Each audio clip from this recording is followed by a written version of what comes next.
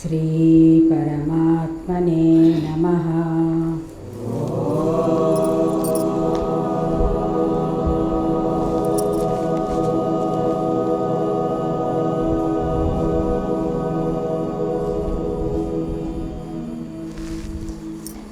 श्री परमात्मने नमः। अथ पंचमोऽध्यायः। कर्म संन्यास योगः। अर्जुन उवाच संन्यासं कर्मणां कृष्ण पुनर्योगं च संससि यच्छ्रेययेतयोरेकम् तन्मे ब्रूहि सुनिश्चितम्। श्रीभगवानुवाच संन्यासः कर्मयोगश्च निःश्रेयसकरावुभौ तयोस्तु कर्मसन्न्यासात् कर्मयोगो विशिष्यते। ज्ञेयः स नित्यसन्न्यासी यो न द्वेष्टि न काङ्क्षति निर्द्वन्द्वो हि महाबाहो सुखं बन्धात् प्रमुच्यते। सांख्ययोगो पृथक् बाला प्रवदन्ति न पंडिताः एकमप्यास्थितः सम्यक् उभयोर्विन्दते फलम्। यत्साङ्ख्यै प्राप्यते स्थानं तद्योगैरपि गम्यते। एकं साङ्ख्यं च योगं च यः पश्यति स पश्यति। संन्यासस्तु महाबाहो दुःखमाप्तुमयोगतः योगयुक्तो मुनिर्ब्रह्मा न चिरेणाधिगच्छति। योगयुक्तो विशुद्धात्मा विजितात्मा जितेन्द्रियः सर्वभूतात्मा कुर्वन्नपि न लिप्यते। नैव किञ्चित् करोमीति युक्तो मन्येत तत्त्ववित्। पश्यन् शृण्वन् स्पृशन् जिघ्रन् अश्नन् गच्छन् स्वपन् श्वसन् प्रलपन् विसृजन् गृह्णन् उन्मिषन् निमिषन्नपि। इन्द्रियाणीन्द्रियार्थेषु वर्तन्त इति धारयन् नैव किञ्चित् करोमीति युक्तो मन्येत तत्त्ववित्। पश्यन् शृण्वन् स्पृशन् जिघ्रन् अश्नन् गच्छन् स्वपन् श्वसन् प्रलपन् विसृजन् गृह्णन् उन्मिषन् निमिषन्नपि। इन्द्रियाणीन्द्रियार्थेषु वर्तन्त इति धारयन् नैव किञ्चित् करोमीति युक्तो मन्येत तत्त्ववित्। पश्यन् शृण्वन् स्पृशन् जिघ्रन् अश्नन् गच्छन् स्वपन् श्वसन् प्रलपन् विसृजन् गृह्णन् उन्मिषन् निमिषन्नपि। इन्द्रियाणीन्द्रियार्थेषु वर्तन्त इति धारयन्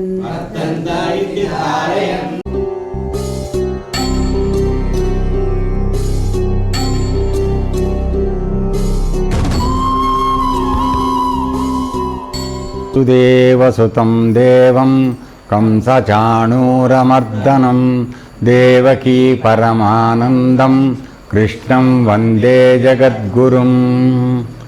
భగవద్గీత 5వ అధ్యాయం కర్మ సన్యాస యోగంలోకి స్వాగతం. ఈ కర్మ సన్యాస యోగాన్ని గురించినటువంటి కొంతమంది కొత్త వాళ్ళు వచ్చారు కనుక చిన్న ఉపోద్ఘాతం చెప్పి తర్వాత విషయంలోకి వెడదాం. ఎందుకంటే అర్జునుడికి అతను తీవ్రమైనటువంటి విషాదంలో ఉండి తను చేయవలసినటువంటి ధర్మహితమైనటువంటి యుద్ధాన్ని చేయకుండా చుట్టాలని పక్కాలని చంపాల్సి వస్తున్నటువంటి విషాదంలో పడిపోయి అతను కర్మ చేయకుండా విసర్జించి దుఃఖంలో ఉన్నప్పుడు అతని చేత మరొకసారి ధర్మయుద్ధమైనటువంటి కర్మ చేయటం ద్వారా అతను పునీతుడవుతాడనేటువంటి విషయాన్ని చెప్పుతానికి ప్రయత్నం చేస్తూ మొట్టమొదటగా మనమందరం కూడా ఆత్మస్వరూపులు అనేటువంటి జ్ఞానాన్ని కలగజేసి తరువాత మనిషిగా పుట్టిన ఎవరూ కూడా కర్మ చెయ్యకుండా ఉండేటువంటి అవకాశం లేదనే విషయాన్ని నిరూపణ చేసిన తర్వాత అటువంటి కర్మని ఫలితాన్ని ఆశించకుండా కర్మ సన్యాస మార్గాన్ని అనగా కర్మ ఫల పరిత్యాగాన్ని అనుసరించేటట్లయితే మానవుడు తను చేసినటువంటి కర్మల యొక్క బంధం నుంచి తప్పుకుని అతను మంచి యోగంగా ఒక ఉన్నతమైనటువంటి ఆత్మసాక్షాత్కారానికి మోక్షానికి అర్హత పొందుతాడు అనే విషయాన్ని ఇంతకు ముందుగా చెప్పడం వచ్చింది. అయితే కొన్నిసార్లు జ్ఞాన మార్గంలోనూ కొన్నిసార్లు కర్మయోగం మార్గంలోనూ దీన్ని అనుసరించమని చెప్పడం వల్ల అర్జునుడికి ఈ అధ్యాయం ప్రారంభంలో కృష్ణ 2 రకాలుగా చెప్తున్నావు, నేను ఏది చేస్తే నాకు శ్రేయస్కరమో కర్మ చేయడం మంచిదా లేక కర్మ సన్యాసం మంచిదా నాకు చెప్పు అని చెప్పి జ్ఞాన మార్గం మంచిదా అని అడగటం వలన ఈ అధ్యాయం ప్రారంభించడం జరిగింది. ఇక్కడ అర్జునుడు అడిగిన ప్రశ్నలు ఏమిటంటే కర్మయోగము కర్మత్యాగము ఈ రెండిట్లో ఏది మంచిది అని అడిగాడు. అతని ప్రశ్నలోనే తప్పు ఉన్నది. ఏమిటంటే భగవద్గీతలో ఎక్కడా కూడా కర్మత్యాగం అంటే కర్మ చేయకుండా ఉండమని చెప్పేటువంటి ప్రస్తావన ఏ పరిస్థితిలోనూ జరగలేదు. ఎందుకంటే ఏ జీవి కర్మ చేయకుండా ఉండలేదు. చాలా దాని యొక్క వివరణ లేక డెఫినిషన్ చాలా అత్యంత సూక్ష్మమైంది.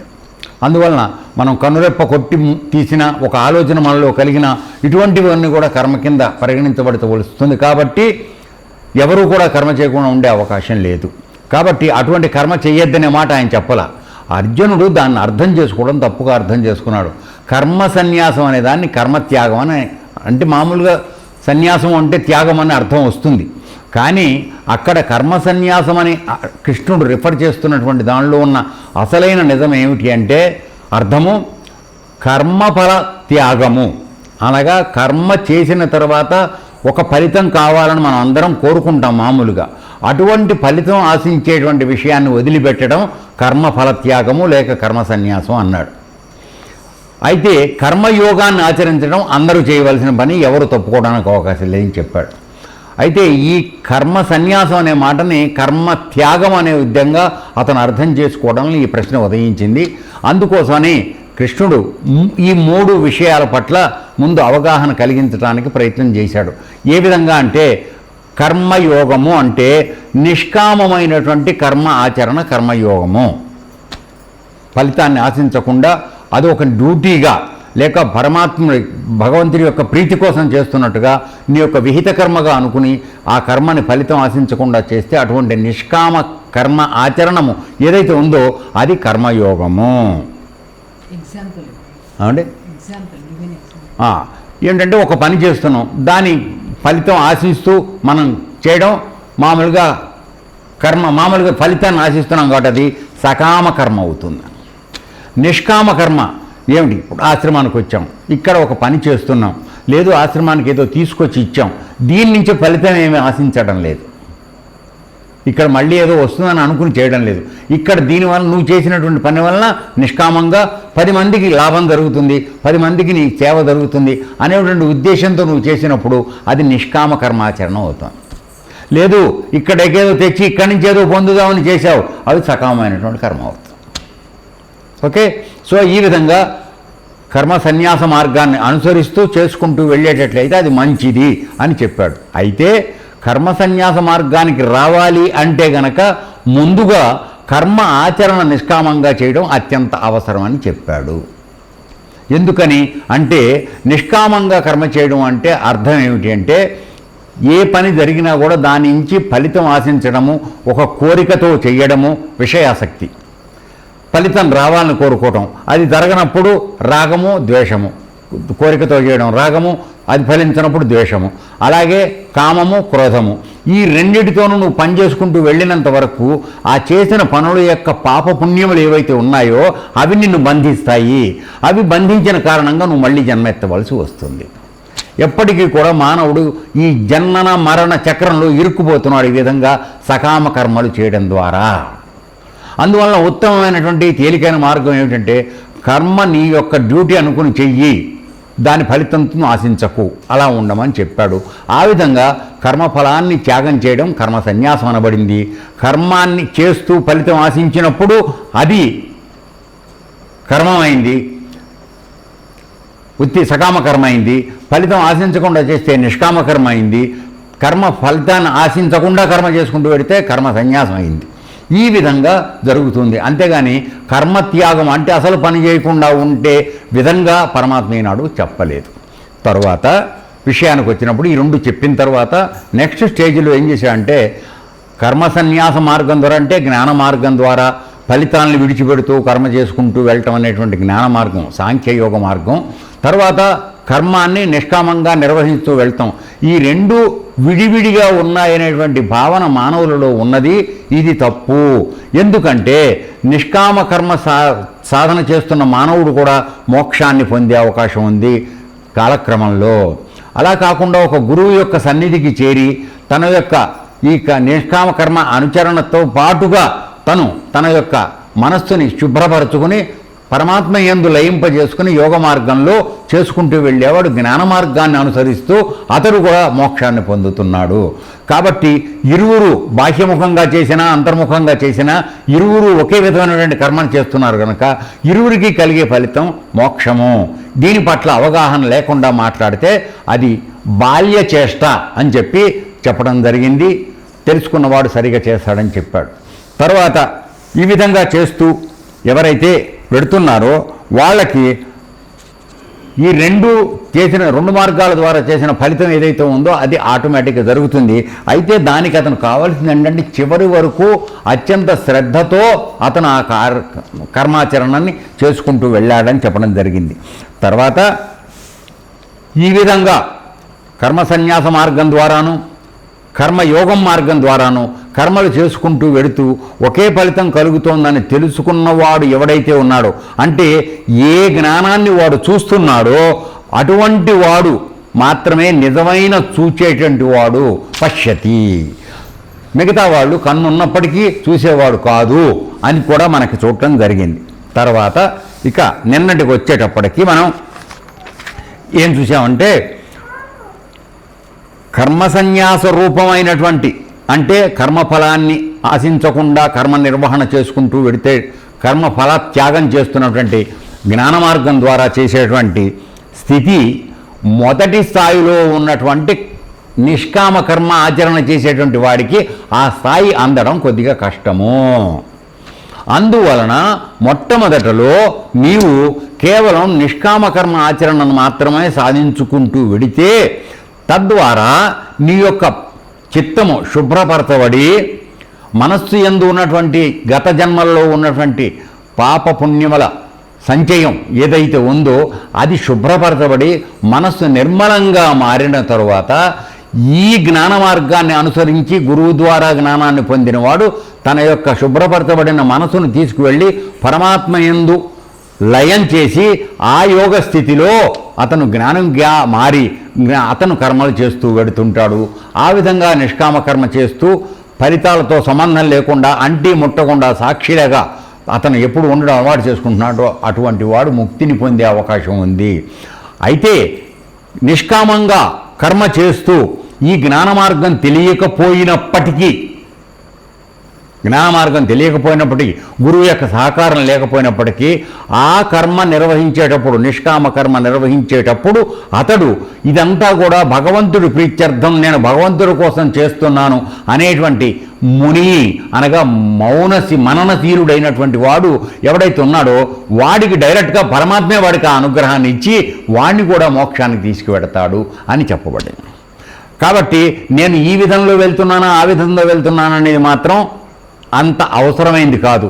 ఏ విధం చేసినా చివరి వరకు అదే నిష్ఠతో నీవు నిష్కామంగా కర్మ నిర్వహించు. మొదటి స్థితిలో అలా నిష్కామంగా నిర్వహించినప్పుడు కలిగేటువంటి అనుభవం ద్వారా పరమాత్మ యొక్క అనుగ్రహంతో నీ యొక్క చిత్తం ఎప్పుడైతే శుభ్రపరచబడుతుందో ఆ విధంగా నీ యొక్క బుద్ధి బలంగా మారుతుంది. అప్పుడు పరమాత్మ యొక్క బింబం నీ బుద్ధిలో ప్రతిబింబిస్తుంది. ఆ విధంగా నువ్వు శక్తివంతుడు అవుతావు.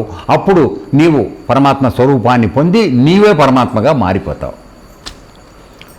అంతవరకు ఈ విధంగా నువ్వు మామూలుగా నిష్కామంగా కర్మ చేసుకుంటూ వెళ్ళు, ఫలితం ఆశించకు, జరిగేది జరుగుతూ ఉంది. అప్పుడు కూడా నిన్ను అనుగ్రహిస్తావు. ఎప్పుడు నీ చిత్తం నిర్మలం జరిగినప్పుడు, మనసు మారినప్పుడు ఆయన డైరెక్ట్గా నీకు అందజేసే విధానం చేస్తాడు, గురువు లేకపోయినా కూడా. సో ఆ విధంగాను ఈ విధంగాను మన కర్మల్ని అన్నిటినీ పరీక్షించేవాడు, పరిరక్షించేవాడు పరమాత్మ మాత్రమే. కాబట్టి భగవదర్పితంగా నువ్వు కర్మలు చేసుకుంటూ వెళ్ళని చెప్పడం జరుగుతోంది. సో ఈ విధంగా చేస్తున్నప్పుడు ఏమి జరుగుతుందంటే ఈ కర్మ మార్గాన్ని, నిష్కామ కర్మ మార్గాన్ని అనుసరించి ముందుగా పైకి వెళ్ళటం అనేది సరైన పద్ధతి.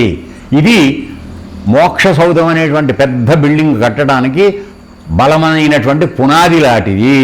కాబట్టి బలమైన పునాది నిష్కామ కర్మ ఆచరణ లేకుండా డైరెక్ట్గా వెళ్ళిపోయి జ్ఞాన మార్గంలో కూర్చుందామని అనుకుంటే పునాది కదిలిపోయి బిల్డింగ్ పడిపోయే అవకాశం ఉంది. ఎందుకని అంటే కర్మ మార్గాన్ని నిష్కామ కర్మ మార్గాన్ని ఆచరించినప్పటికీ మనకి గత కొన్ని లక్షల జన్మలుగా ఉన్నటువంటి పూర్వ వాసనలు ఏవైతే ఉన్నాయో అవి ఎల్లప్పుడూ మనని కిందకి లాగడానికి ప్రయత్నం చేస్తాయి. వాటి యొక్క ప్రబలమైన శక్తి అంత బలవత్తరమైంది.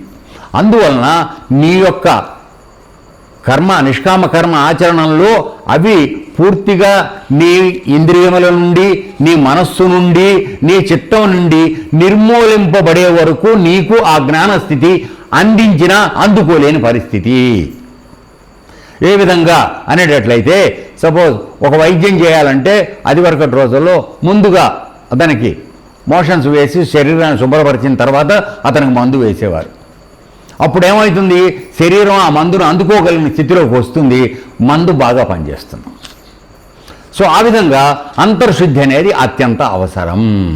ఈ అంతర్శుద్ధి లేకపోయేటట్లయితే మనం గత జన్మల్లో కొన్ని లక్షల జన్మల నుంచి పేర్చుకుంటూ వచ్చినటువంటి వాసనలు అంటాం. అంటే తీరని కోరికలు ఏవైతే ఉన్నాయో ఇవన్నీ కూడా సంచిత కర్మలుగా మన యందు ఏర్పడి ఉన్నాయి. వాటిలో కొన్నిటిని ఈ జన్మలో మనం అనుభవిస్తున్నాము, అవి ప్రారబ్ధ కర్మలు అనబడుతున్నాయి. అలా కాకుండా ఈ జన్మలో చేసే కొత్త కర్మలు కొన్ని ఉన్నాయి, ఇవి ఇంకొక రకము.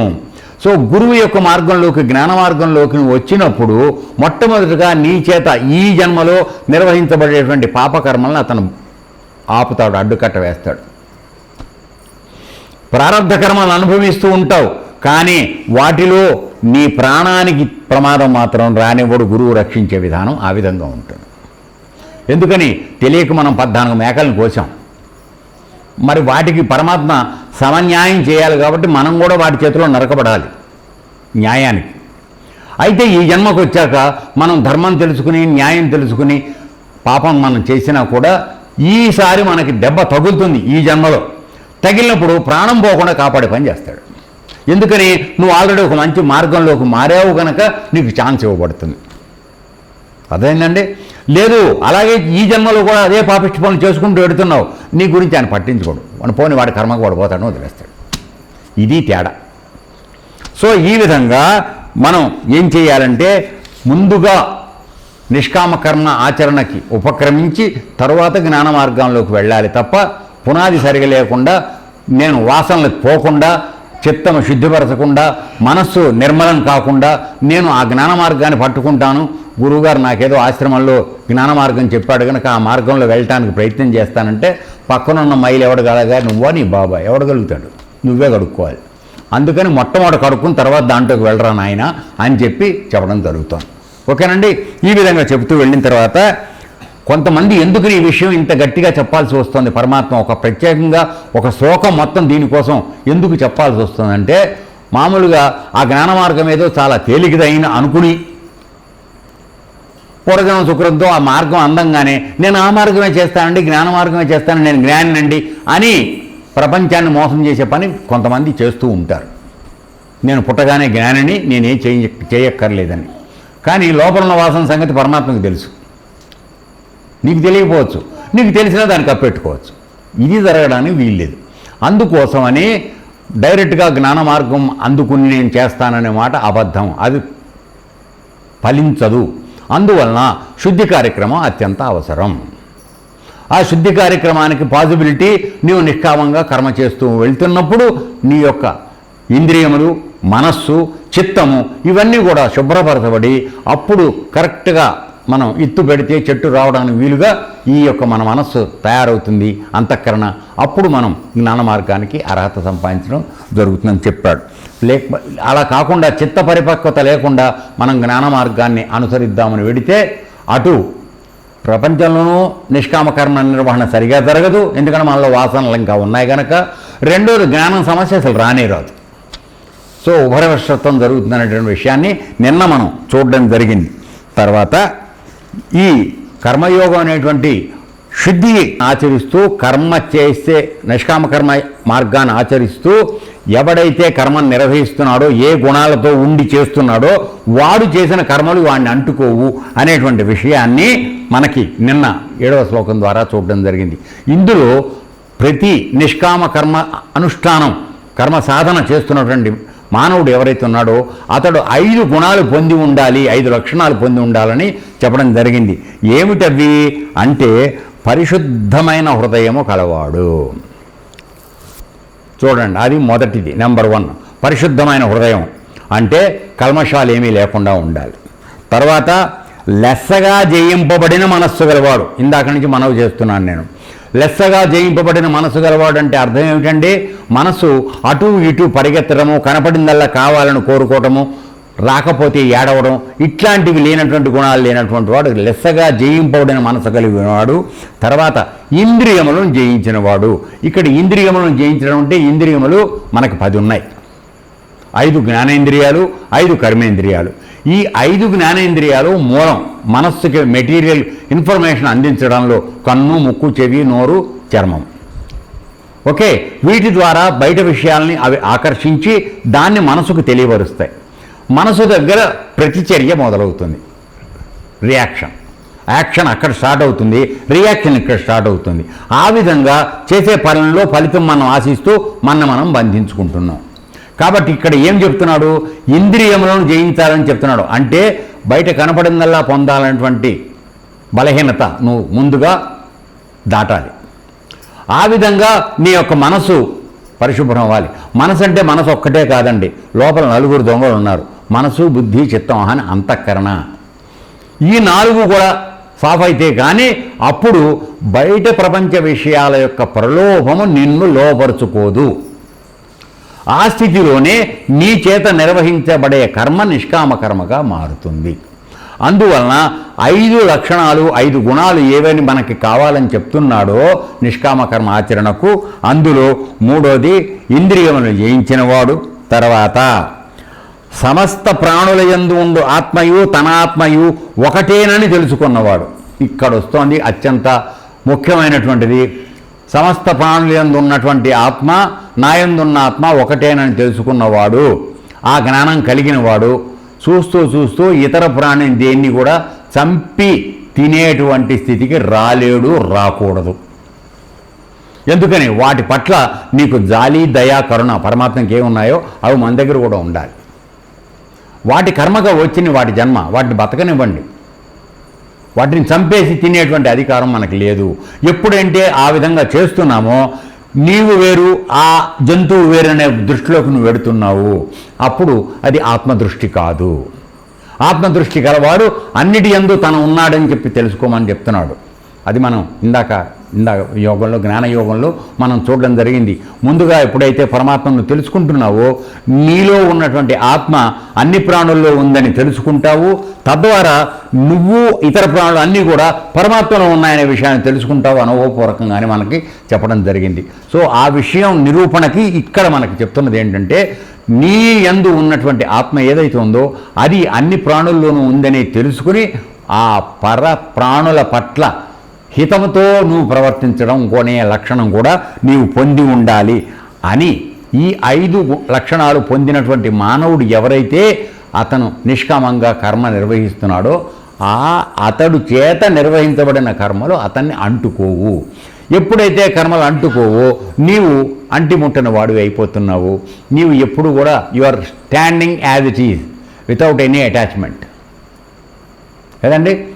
సో అప్పుడు you are eligible for further elevation, మోక్షానికి అర్హత సంపాదిస్తున్నామని నిన్న మనం చూడడం జరిగింది. ఇక ఇవాళకి వచ్చేటప్పటికి తత్వజ్ఞుడైనటువంటి యోగి ప్రపంచంలో ఏ విధంగా వ్యవహరిస్తాడు అంటే తత్ప్రస్త్వం, అది నేను అనే విషయాన్ని అనుభవపూర్వకంగా తెలుసుకున్నటువంటి వాడు ఒక సద్గురువు ద్వారా నేర్చుకుని ఆ అనుభవాన్ని తనయందు అనుభవపూర్వకంగా తెలుసుకున్నటువంటి జ్ఞాని ఎవడైతే ఉన్నాడో వాడిని తత్వజ్ఞుడు అంటారు. సో అటువంటి తత్వజ్ఞుడు ఈ ప్రపంచంలో ఏ విధంగా ప్రవర్తిస్తాడండి అంటే దాన్ని ఇక్కడ ఒక 2 శ్లోకాల్లో ఇవాళ 8, 9 శ్లోకాలు మనకి చెప్తున్నాడు. వీటి యొక్క టీకా తాత్పర్యం ఏముందో ముందుగా చూద్దాం. తత్వవిత్, పరమార్థతత్వమును ఎరింగిన వాడైన యుక్త అనగా యోగయుక్తుడు అనగా ఆత్మయందు నెలకొనిన చిత్తము గలవాడు. అంటే తన యొక్క మనస్సుని పరమాత్మలో లయింపజేసి అక్కడ నెలకొని కూర్చొనున్నవాడు ఎవడైతే ఉన్నాడో వాడు యోగయుక్తుడు, వాడే తత్వవిత్. పశ్యన్, చూచుచున్నను. ఇక మన చేత జరపబడే కర్మలన్నీ చెప్తున్నాడు. జ్ఞానేంద్రియాలతోనూ కర్మేంద్రియాలతోనూ ప్రాణాలతోనూ తర్వాత అంతఃకరణమైనటువంటి మనస్సు వాటితో చేస్తున్నటువంటి ఏ కర్మలైతే ఉన్నాయో ఆ కర్మలన్నీ అతడు చేసినప్పటికీ అవి వాటిల్ని అతన్ని బంధించవు అనే విషయాన్ని ఇక్కడ నిరూపణ చేయడానికి చెప్తున్నాడు. అంటే మనందరికీ వస్తుంటుంది, పెద్ద పెద్ద యోగులందరూ ఉన్నారు, వాళ్ళందరూ మనలాగే అన్నం తింటున్నారు, మనలాగే పడుకుంటున్నారు, ఇదేంది వీటికి మనకి తేడా ఏంది, మనము గంతే కదా అనేటువంటి అభిప్రాయంలోకి వస్తారేమో పిచ్చివాళ్ళ ద్వారా. వాడు చేయటానికి మనం చేయడానికి చాలా తేడా ఉంది నాన్న. హస్తిమసకాంతరం అంటే ఒక ఏనుక్కిని దోమకి ఎంత తేడా ఉందో అంత ఉంది. ఆ జ్ఞానం కలిగి ఉందామని ముందుగా మనకు హెచ్చరించడానికి జ్ఞాని యొక్క పరిస్థితి ఏ విధంగా ఉంటుంది, అతను కేవలం చూడటానికి అన్నం తింటున్నాడు, పడుకుంటున్నాడు, లేస్తున్నాడు, వెళ్తున్నాడు, చూస్తున్నాడు, నవ్వుతున్నాడు, ఏడుస్తున్నాడు, ఇవన్నీ చేస్తున్నాడు కనుక ఆడు మనలాంటి వాడే అని నువ్వు అనుకోవద్దు. ఆడు అనుకోవటంలోనూ ఆడు చేయటంలోనూ ఎంతో తేడా ఉంది. నువ్వు అనుకునే దానికి నేను చేస్తున్నాను అనుకుంటూ చేస్తున్నావు, అతను అది అనుకోడు. ఆత్మలో ఇవన్నీ జరుగుతున్నాయి, నేను కేవలం సాక్షిని, నాకు సంబంధం లేదు అనే భావనతో ఎల్లప్పుడూ అలా ఉంటాడు. సో ఇప్పుడు ఆ విషయమే మనం వస్తున్నాం. మొట్టమొదటిగా చూద్దాం. పశ్యన్, చూసుచున్నను, శృణ్వన్, వినుచున్నను, స్పృశన్, తాకుచున్నను, జిఘ్రన్, వాసన చూచుచున్నను, అశ్నన్, తినుచున్నను, గచ్చన్, నడుచుచున్నను, స్వపన్, నిదురించుచున్నను, శ్వసన్, ఊపిరి విడుచుచున్నను, ప్రలపన్, మాట్లాడుచున్నను, విసృజన్, విడుచుచున్నను,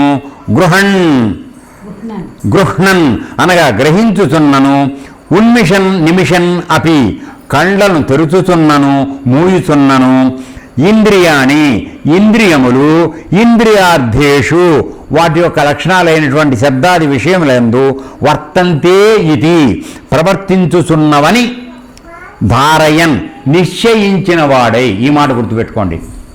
ధారయన్ అంటే నిశ్చయంగా వాడికి తెలుసు ఇవి ఇంద్రియాల లక్షణాలు, వాటి గుణాలు ఏమి ఉన్నాయో అవి పనులు చేసుకుంటున్నాయి, కానీ నాకు సంబంధం లేదు అనేటువంటి విషయాన్ని నిశ్చయంగా తెలుసుకున్నవాడై కించిత్, ఇంచుకైనను, నా ఏవ కరోమి ఇది, నేను చేయుటలేదు అనియే మన్యేత, తలంచును.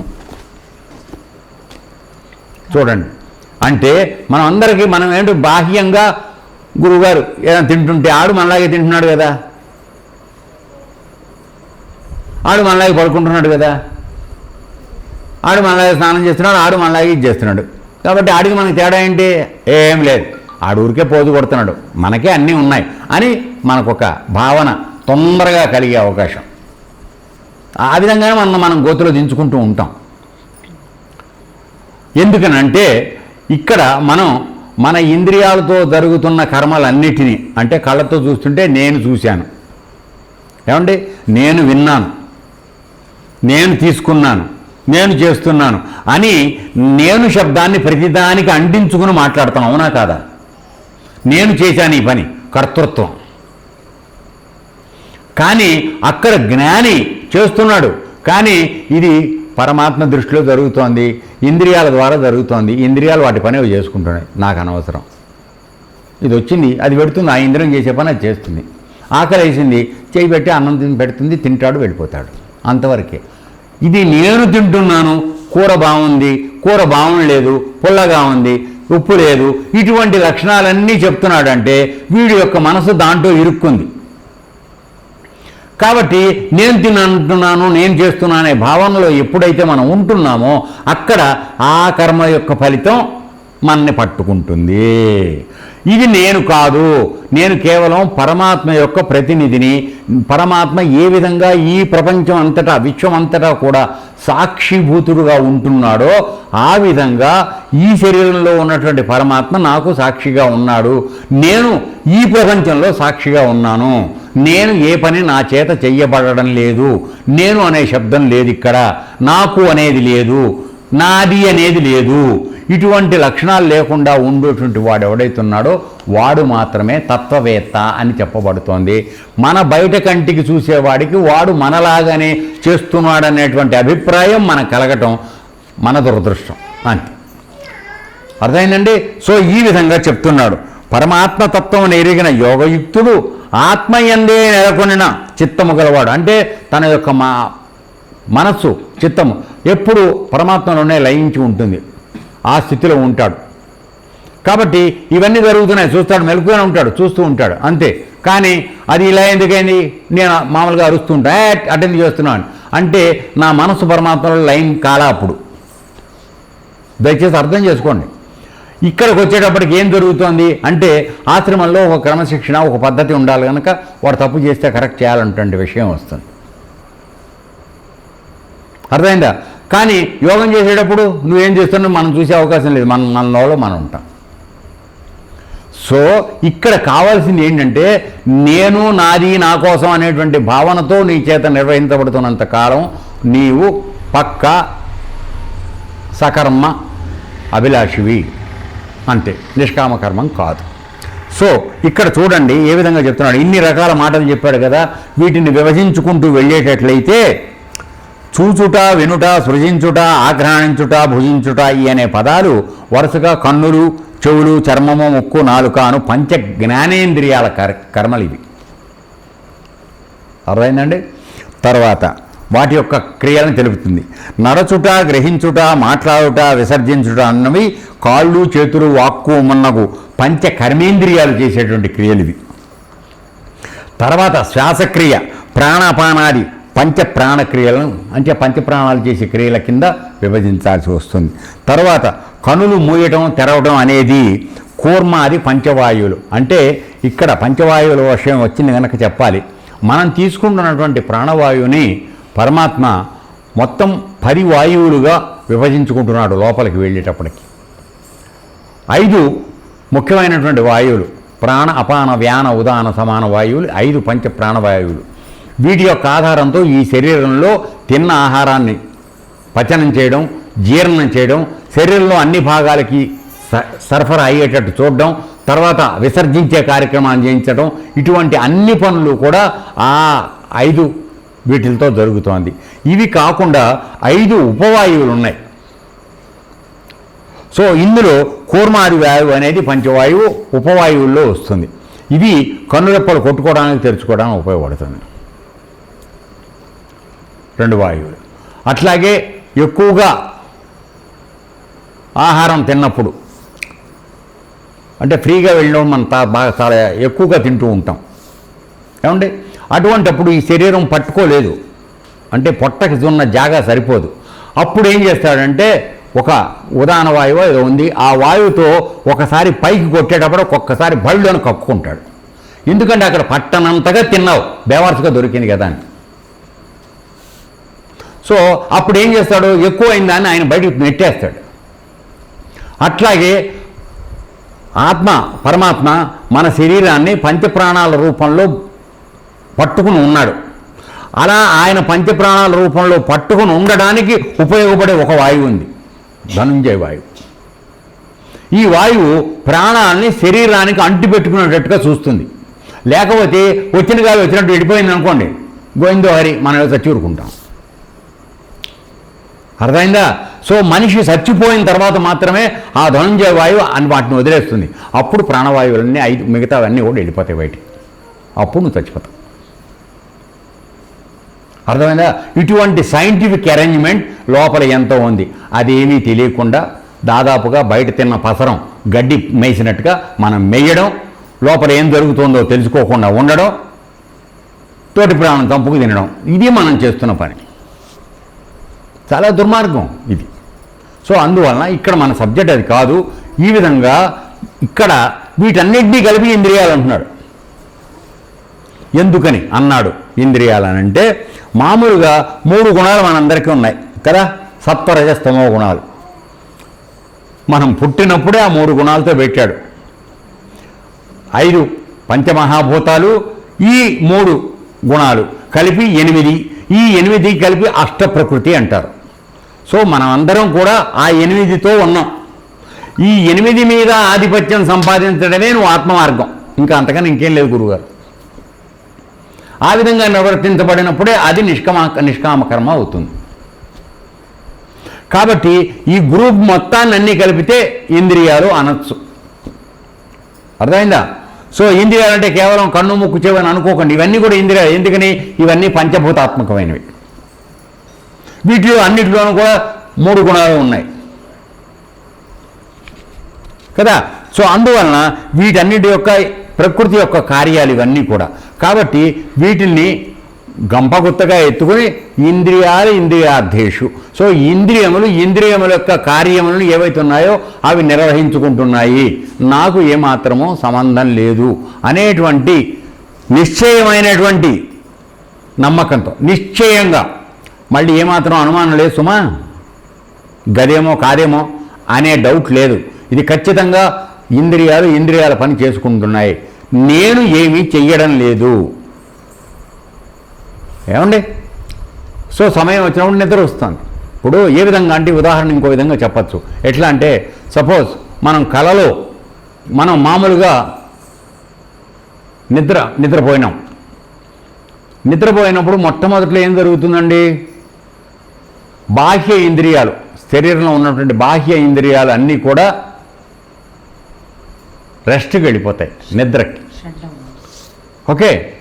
కానీ అంటే ఇంద్రియాలు అంటే ఇవి కూడా కన్ను ముక్కు వాటికి కూడా పని లేదు కదా, నువ్వు పడిపోయావు, కళ్ళు మూసుకున్నావు, ఇక ఇవి బయటకు తెలుసుకునే అవకాశం లేదు. ఆ విధంగా ఇంద్రియాలు క్లోజ్ అయిపోయినాయి, శరీరము యాక్షన్ లేకుండా అయిపోయింది. అయితే నీ లోపల ఉన్న మనస్సు అప్పుడే వెంటనే రెస్ట్లోకి వెళ్ళదు, బాలధ్యానం. సో ఈ విధంగా అది రెస్ట్లోకి వెళ్ళటానికి కొంత సమయం పడుతుంది. ఎందుకని? అప్పటి వరకు అది పొద్దున్నుంచి రాత్రి వరకు చక్కబెట్టిన దరిద్ర పనులన్నింటినీ గుర్తు చేసుకుంటూ ఉంటుంది. అక్కడ పెంట చేశాను, ఇక్కడ పెంట చేశాను, అక్కడ చేశాను, ఇక్కడ చేశాను, ఆడనంట అన్నాడు, ఈడట్ట అన్నాడు, ఇవన్నీ గుర్తు చేసుకుంటూ ఉంటుంది అది. అర్థమైందా? గురువుగారిని ఈ విధంగా మోసం చేశాను, అది కూడా సంతోషం వాడికి. సో ఇట్లా అనుకుని చాలా ఇదైపోయిన తర్వాత పడుకుంటాడు.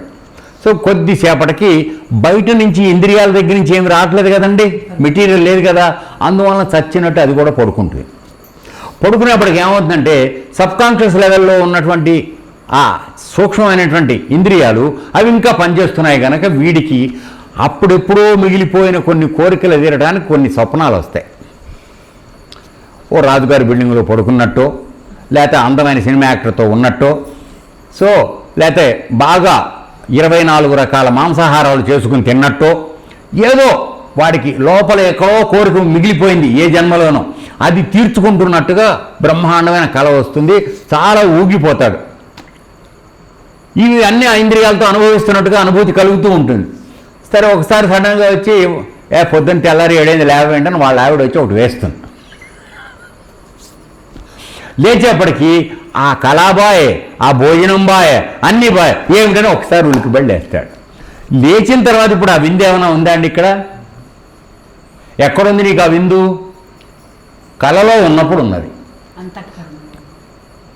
కాబట్టి బయటకు వస్తే ఏమీ లేదు. కాబట్టి నువ్వు మెలకువకు వచ్చిన తర్వాత ఆ విందు ఉందనే విషయాన్ని నమ్ముతావా? నువ్వు నమ్మవు కదా.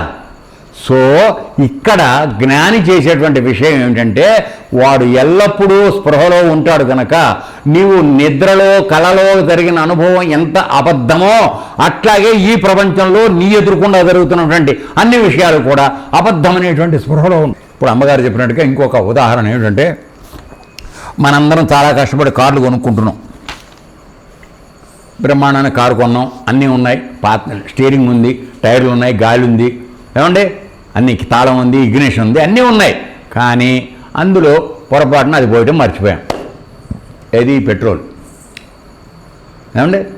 సో అయితే ఇప్పుడు పెట్రోల్ ఉంటేనేమో రయ్యన నువ్వు 80 కిలోమీటర్లు 90 కిలోమీటర్ స్పీడ్లో వెళ్ళి, అది పెట్రోల్ లేదనుకో ఇక్కడ ఊగుతూ ఉంటావు తప్ప కారు ముందుకెళ్ళదు, ఏం జరగదు. స్టీరింగ్ తిప్పుతూ ఉంటావు కానీ ఉపయోగం ఏంది? కారు ముందుకెళ్ళదు. సో ఈ విధంగా అంత కారుకి ఇంత పెద్ద కొన్ని లక్షలు పెట్టి కొన్న కారుకి 75 రూపాయలు పెట్టిన పెట్రోల్ 1 లీటర్ పొయ్యకపోతే అది నడిచేది లేదు, నువ్వు ఆ కారును ఆనందించేది లేదు. అవునా కాదా? కాబట్టి ఆ కారులో ఉన్నటువంటి పెట్రోల్ ఎవరికైనా కనపడుతోందా? అది ఏమన్నా చేస్తుందా? ఉన్న పెట్రోల్ అక్కడ ఉంది, నువ్వేం చేస్తున్నావు? ఇగ్నిషన్ అని చెప్పి మంటని క్రియేట్ చేసి దాని ద్వారా దాన్ని మండించి నువ్వు చేసుకుంటున్నావు. అంతే కదండి. పెట్రోల్గా ఏం చేయట్లేదు, అది పెట్రోల్ని నువ్వు మంటగా మార్చుకుని దాన్ని వాడుతున్నావు. అవునా కాదా? కానీ ఈ పెట్రోల్ అనేది లేకపోతే నువ్వు ఇగ్నిషన్ తిప్పితే మాత్రం ఏమవుతుంది? తాళం టిక్కు టిక్కని ఎరిగేది ఏమి లేదు, నడిచేది అంతకన్నా లేదు. కాబట్టి ఈ సృష్టిలో నీవు ఒక కారులాగా ఉన్నావనుకుంటే ఈ కారులో ఉన్నటువంటి పరికరాలన్నీ ఎలాగో నీకున్నటువంటి ఉపకరణాలన్నీ అవైతే ఇవన్నీ నడవడానికి పనిచేయడానికి కావాల్సినటువంటి పెట్రోలు పరమాత్మ కనపడ్డు వినపడ్డు అలా ఉంటాడు లోపల. అది లేదే ఈ బండి ఏమి నడవదు, ఈ ప్రపంచమే నడవదు. సో ఈ స్పృహలో ఉన్నవాడు ఎవడైతే ఉన్నాడో, అయ్యా ఈ కారు మొత్తం కూడా పెట్రోల్ సహాయంతో నడుస్తోంది కాబట్టి పెట్రోలే దీనికి మూలం, నేను కాదు. నడుపుతున్నంత మాత్రం స్టీరింగ్ తిప్పంగానే నేను మగవాణ్ణి కాదు పెద్ద గొప్పవాణ్ణి అని అనుకునే పని అనుకోవద్దు. పెట్రోల్ సహాయంతో బండి నడుస్తుంది, నేను కేవలం వాడుకోవడానికి ఒక పనిముట్టుని అనే జ్ఞానంతో ఎవడైతే కారుని చేస్తున్నాడో వాడు వెళ్ళి పొగరమోత్తనంగా ఎదుర్కొండా ఉన్న వాడిని గుద్ది చంపడు. అర్థమైందా? నీకు కేవలం భగవంతుడు ఇచ్చిన ఒక సౌకర్యం అది, అంతే కదండి. నడిచొస్తే ఇప్పుడు గంట పైన పడుతుంది మన దగ్గర రావడానికి, మీరు దుద్దేడ నుంచి, అంతే కదా. కానీ నువ్వు బండి ఎక్కితే ఏం చేస్తున్నావు? 15 నిమిషాలు వస్తున్నావు. సో శరీరం కూడా ఎందుకు ఇవ్వబడింది అంటే నీవు పరమాత్మని చేరడానికి నీ ఒక ఉపకరణంగా నీకు ఉపయోగపడుతోంది.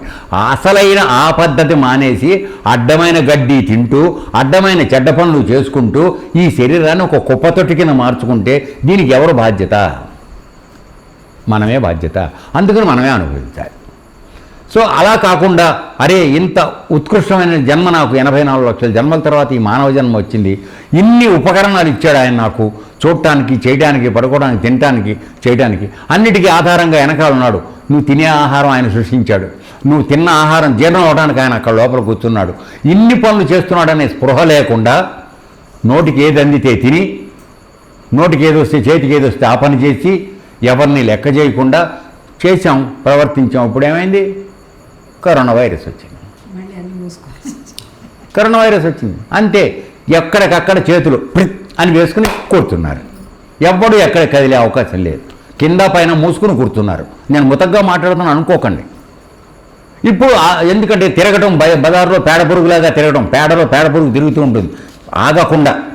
ఆ విధంగా తిరగడం అలవాటైపోయిన జనం విపరీతంగా కొట్టుకుంటున్నారు. ఎందుకని? ఆ సమయాన్ని ఎలా గడపాలో తెలియదు, సద్వినియోగం చేసుకోవడం తెలియడం లేదు. గొప్ప వరం నన్ను అడిగితే హాయిగా భార్యతో చేయించుకుని వంట చేసుకుని శుభ్రంగా తిని పిల్లలతో గడుపు సమయం లేదు, 4 మంచి పుస్తకాలు చదువుకో. ఇక్కడ కూడా టీవీ సీరియల్స్ కావాలని కోరుకుని రామాయణం భారతం వేయించుకుని చూస్తామని చెప్తున్నారు. అంటే సమయాన్ని సద్వినియోగం చేద్దామనేటువంటి కనీసపు విచక్షణ జ్ఞానం మానవులు కోల్పోతున్నారు. ఇంకెప్పుడు మనం పరమాత్మ గురించి ఎట్ట మాట్లాడతామండి? మన మానవులను ఎలా చెప్పుకోగలం? ఇది దురదృష్టకరమైనటువంటి పరిస్థితి. అందుకని ఇక్కడ తెలుసుకోవాల్సినటువంటి నిజం ఏమిటంటే, ఏ విధంగా ఇందాకైతే కారు మొత్తానికి పెట్రోల్ భిన్నంగా ఉందో అదేవిధంగా ఈ శరీరం మొత్తాన్ని, ప్రపంచాన్ని మొత్తాన్ని నడుపుతున్నటువంటి పరమాత్మ అనబడే ఆత్మ ఏదైతే ఉందో ఈ మన దేహానికి, ఇంద్రియాలకి, మనస్సులకి అన్నిటికీ కూడా భిన్నంగా ఉంది. ఈ జ్ఞానం కలిగిన వాడే జ్ఞాని. కాబట్టి అది సాక్షిగా లోపల ఉండబట్టి, అనగా పెట్రోల్ కారులో ఉండబట్టి కారు నడుస్తోంది. ఆ విధంగా పరమాత్మ మన యందు ఉండబట్టి మనం ఇన్ని పనులు చేస్తున్నాం, మంచి కానీ చెడు కానీ. కాబట్టి నీవు కేవలం ఆ పరమాత్మ నడిపేటువంటి నడతకి నువ్వు ఒక ఉపకరణానివి అనే స్పృహలో నిశ్చయంగా నువ్వు ఉండి ఆ కర్మలు అవి చేసుకుంటున్నాయి, నేను చేయడం లేదు. ఎందుకని? పరమాత్మ ఏదైనా చేస్తున్నాడండి మన లోపల ఉండి? ఏమీ చేయట్లా. కానీ నీకు కరెంట్ ఇస్తున్నాడు, పెట్రోల్ ఏం చేయట్లా. ఒక్కసారి పెట్రోల్ పోసుకున్న తర్వాత ఇగ్నిషన్ చేసి నువ్వు చేస్తే తాళం తిప్పుతావు, గేరు మారుస్తావు, ఏమండి, తర్వాత యాక్సిలేటర్ తొక్కుతావు, స్టీరింగ్ తిప్పుతావు. ఇవన్నీ పనిచేస్తున్నాయి ఆ ఒకటి ఉంటే. అవునా కాదా? దయచేసి అనలైజ్ చేయండి. ఎందుకంటే ఉదాహరణ చెప్పినప్పుడు దాని మీద ఆలోచించడం ప్రయత్నం చేయాలి. ఊరికే విని పురాణంలాగా వెళ్ళిపోతే ఉపయోగం లేదు. ఆత్మజ్ఞానానికి మాత్రం పురాణం కాదు ఇది.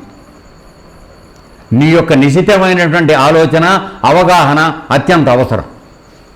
అప్పుడే విషయం లోపల పడుతుంది మనకి. అదే ప్రవచనాలు విడిగా చెప్పేవాళ్ళు చాలామంది ఉన్నారు. వినండి, కాసేపు వినేసి మామూలుగా లేచి వెళ్ళిపోవచ్చు, నో ప్రాబ్లం. కానీ ఇక్కడ ఆత్మజ్ఞానానికి సంబంధించిన విషయం పట్టించుకోవాలి, లోపలికి పట్టించుకోవాలి, లోపలికి తీసుకెళ్ళాలి. అక్కడ లోపల ఉన్న వస్తువుతో మనం కలవడానికి ప్రయత్నం చేయాలి. ఇది మన నుంచి ఆశించబడుతున్నటువంటి పద్ధతి. సో కాబట్టి ఇప్పుడు మామూలు మానవులందరూ ఏం చేస్తున్నారు? ఈ ఇంద్రియాలతో తాదాత్మ్యం చెంది నేను చేస్తున్నాను అనుకుని వీడు కష్టాల్లో పడుతున్నాడు. న్యాయానికి నువ్వేం చేయడం లేదు. ఆలోచించండి, లోపల పరమాత్మ లేకపోతే నీ చెయ్యేళ్ళు ఏమైనా పనిచేస్తుందా? కాళ్ళు ఏమైనా పనిచేస్తుందా? అన్ని అవయవాలు ఇక్కడే ఉన్నాయి. ఆ లోపల ఉన్న శివుడు తప్పుకుంటే ఇది శవం అయిపోయింది. ఈ జ్ఞానం ఎందుకుండదు? ఈ స్పృహ ఎందుకుండదు? జ్ఞానికి ఆ స్పృహ ఉంది. ఇది నేను పరమాత్మ లోపల లేకపోతే ఇది నేను శవము, అది ఉన్నప్పుడు నేను శివుడు. కాబట్టి ఈ శివత్వంలో ఉండటానికి ప్రయత్నం చేస్తాను, జీవత్వంలో ఉండడానికి నాకు వద్దు, ఎందుకంటే అది నన్ను బంధిస్తోంది అనేటువంటి స్పృహతో ఎవడైతే చేసుకుంటూ వెడుతున్నాడో వాడు ఎల్లప్పుడూ జీవన్ముక్తుడిగా ఉంటాడు. అయితే ఇక్కడ ఎందుకు ఇంత దూరం అతను వింటున్నా, చూస్తున్నా, కూర్చున్నా, చేస్తున్నా అతను చేసే పనులన్నీ ఆత్మలోనే ఉండి చేస్తున్నాడు, కానీ మనలాగా నేను అనుకుని, నా శరీరం అనుకుని చేయటం లేదని చెప్పడం ఎందుకు ఇంత గట్టిగా చెప్పాల్సి వస్తుందంటే, మన మానవుల్లోనే వితండవాదం తర్వాత విపరీత జ్ఞానం కలిగిన మానవులు కొంతమంది ఉన్నారు. వాళ్ళని దాదాపుగా శుష్క వేదాంతులు అంటారు. అర్థమైందండి? వాళ్ళు ఏం చేస్తున్నారంటే వాడికి లోపల ఆత్మజ్ఞానం అనేది లేదు, అవిద్య అనేది అంతకన్నా పోలేదు. అంటే ఇది విద్య, అది అవిద్య అనే సంగతి తెలియదు, ఆత్మ అనేది తెలియదు, అనాత్మ అనేది తెలియదు. తర్వాత దేహము, ఇంద్రియాల యొక్క విభజన వాడికి తెలియదు. ఆ సంఘాతంలో అంటే వాటిని కలుపుకుని ఉండటంలోనే వాడి జీవితం తెల్లారిపోతోంది. తర్వాత విషయాలు రై ఉంటున్నారు. అది కావాలి, ఇది కావాలి, అది కావాలి, ఇది కావాలి. కనపడిందల్లా విషయం అంటే ఏమిటి? కనపడిందో వస్తువు, దాన్ని అది పొందాలనుకుంటావు. విషయ ఆసక్తి, అదొక విషయం, ఇదొక ఆసక్తి. అంటే ప్రపంచంలో ఉన్నటువంటి దృశ్య వస్తువుల పట్ల విపరీతమైనటువంటి ఆసక్తి, విషయాసక్తి అంటే. సో దీంతో పాటు కొట్టుకుంటున్నారు. తర్వాత ఇంద్రియముల చేత పెక్కు రకాలైనటువంటి విషయభోగాలు. ఏమండి, నోటితో రకరకాలు, ఇది దాదాపు ఒక 30-40 రకాలైనటువంటి నాన్ వెజిటేరియన్. తర్వాత మందు కొట్టడం, తర్వాత కింద దాంతో ఫుడ్డు బెడ్లోనే జీవితం అంతా గడిచిపోతాం. అదేంటండి, ఉన్నవి కేవలం 5 టేస్ట్ బడ్స్. 500 రకాల ఫుడ్ తయారైనా మనకు సరిపోవడం లేదు. ఎక్కడుంది దీనికి పరిమితి? ఎప్పటికి వస్తుంది ఈ పరిమితి మనకి? కాబట్టి మనందరం దయచేసి ఒక నిజం ఒప్పుకునేటట్లయితే మనందరం కేవలం బతికుండటానికి తినడం లేదు, తినడానికి బతుకుంటున్నాం. తేడా.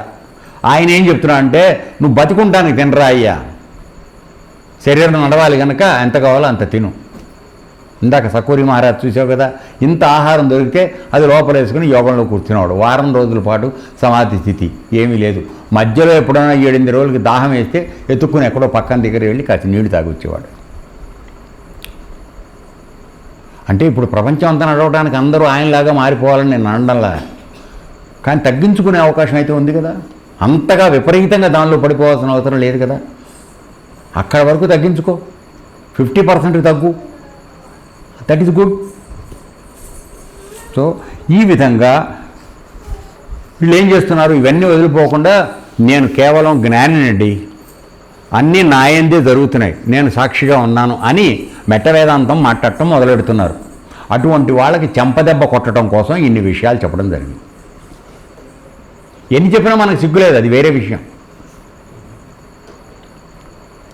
ఏమండి, సో అందువలన మనం ఏమిటి చెయ్యాలి అంటే, ముందుగా నిష్కామ కర్మ ఆచరణ చెయ్యాలి.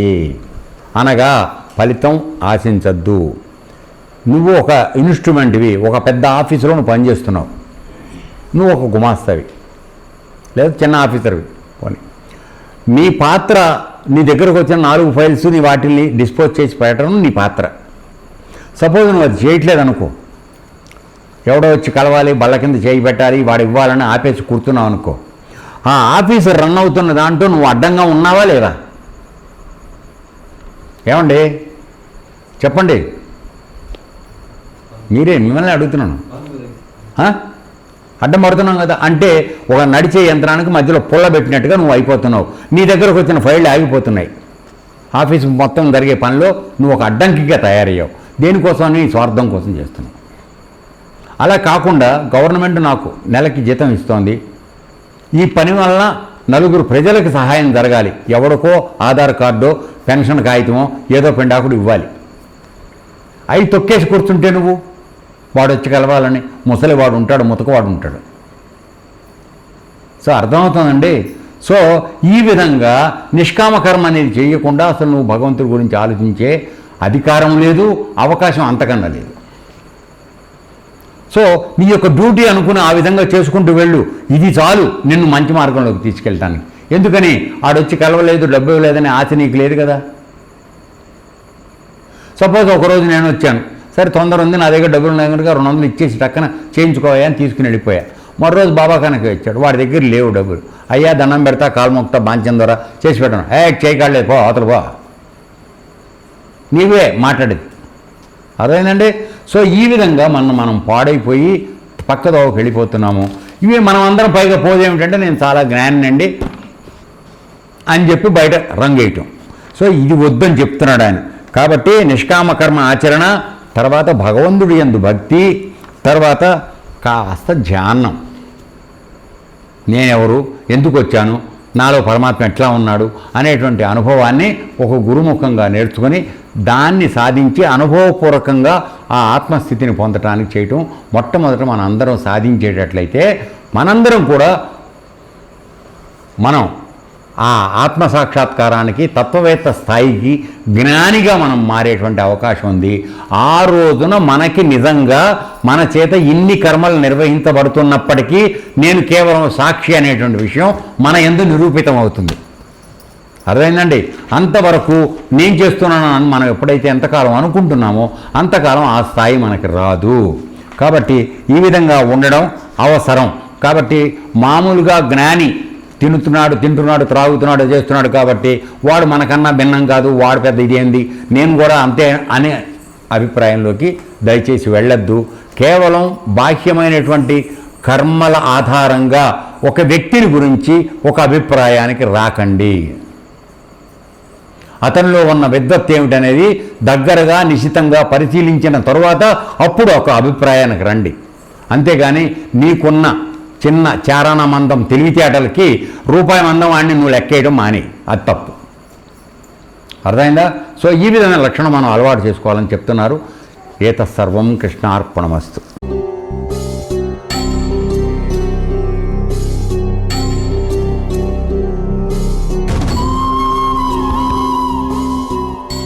ఓం తత్సదితి శ్రీమద్భగవద్గీతాసు ఉపనిషత్సు బ్రహ్మ విద్యాయాం యోగశాస్త్రే శ్రీకృష్ణార్జున సంవాదే కర్మ సన్యాస యోగో నామ పంచమోऽధ్యాయः. ఓం శాంతి శాంతి శాంతి. కింద పెట్టి వెలిగించండి. కింద లోకా సమస్తా సుఖినో భవంతు. లోకా సమస్తా సుఖినో భవంతు. లోకా సమస్తా సుఖినో భవంతు. ఏతత్సర్వం బ్రహ్మార్పణమస్తు. ఓం తత్సత్. ఓం తత్సత్.